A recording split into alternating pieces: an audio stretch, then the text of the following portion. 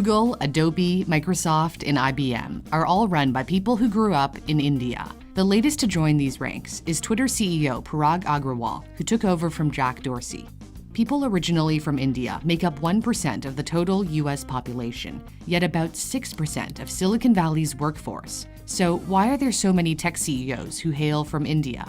When Satya Nadella took over as CEO of Microsoft in 2014, the company was in bad shape. Bill Gates was reportedly an angry and difficult boss. His successor, Steve Ballmer, apparently wasn't any better. Microsoft was also a dinosaur. It had failed to innovate. For example, it lost the smartphone battle to Apple. Along comes Nadella, an engineer who rose through the ranks of Microsoft to become the CEO. Nadella changed the culture of the company. He made it clear anger and yelling weren't welcome. He also sought to make Microsoft relevant. We now need to make Microsoft thrive in a mobile-first and a cloud-first world. Under his direction, Microsoft moved its software to non-Windows devices and expanded its cloud business, Azure. That innovative spirit of problem-solving was bred in his native country. India is home to nearly 1.4 billion people. It's the second most populous country on Earth after China, and is expected to overtake China as the most populous country in a few years. Although India has made remarkable progress, poverty is still a major challenge. Nearly a quarter of the population lives below the poverty line of $1.90 a day, according to the United Nations Development Program. They face corruption, poor infrastructure, and limited opportunities. So they learn to be resilient, adapt, and overcome endless obstacles. This leads them to be problem solvers, a key asset in any corporation. Sundar Pichai has had to solve many problems after taking over at the helm of Google in 2015, at a time when big tech is being scrutinized over the power they hold. He became the archetype of a kinder, calmer, gentler leader in tech. Pichai earned an engineering degree at one of the Indian Institutes of Technology. The IITs are kind of like the Indian equivalent of MIT, with an even lower acceptance rate, reportedly of 1 or 2%. After Pichai graduated, his ticket to America came in the form of a master's at Stanford. Going to a top grad school in the States is how many Indians land up in the land of opportunity. They appear to follow this well-trodden path. They did their undergrad at a great school in India, got a master's in the US, where they studied STEM, science, technology, engineering, and mathematics. More than half of all international students in America pursued a STEM degree in the past academic year.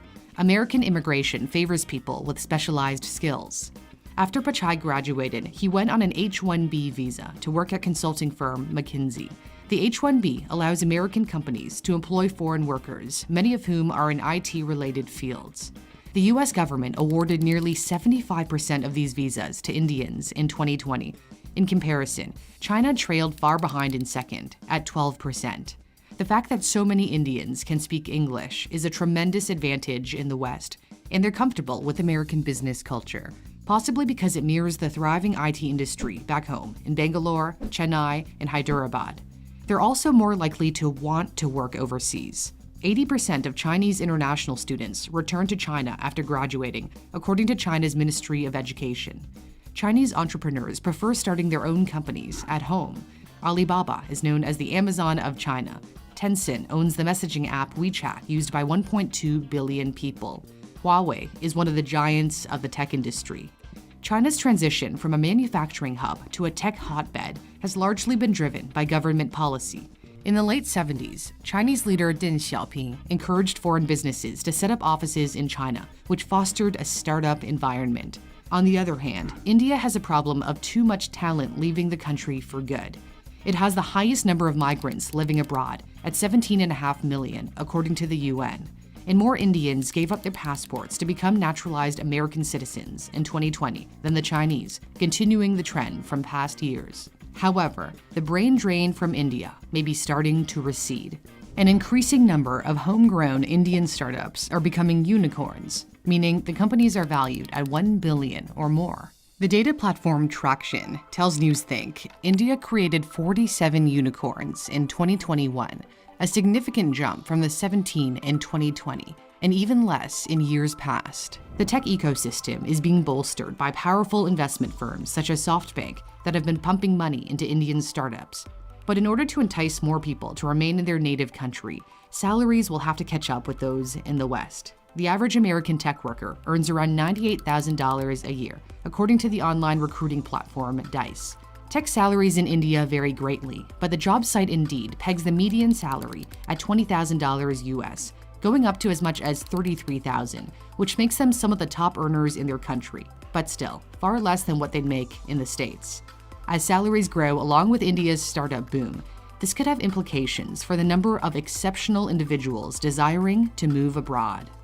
The one thing that the CEOs of tech giants have in common is their strong background in engineering. If you wanted to improve your STEM skills, my sponsor Brilliant can help you achieve your goals. Brilliant is a website and app that lets you tackle math, science, and computer science concepts in a fun and hands-on way. You can develop your critical thinking skills through their recently updated logic course that forms the basis for mathematical reasoning. Or you can jump right into their popular mathematical fundamentals course to master algebra, logic, and number theory. There's something for everyone, whether it's the foundations of computer science or learning about cryptocurrency. If you're stuck on a question or get an incorrect answer, you can read the explanation to see where you went wrong. Brilliant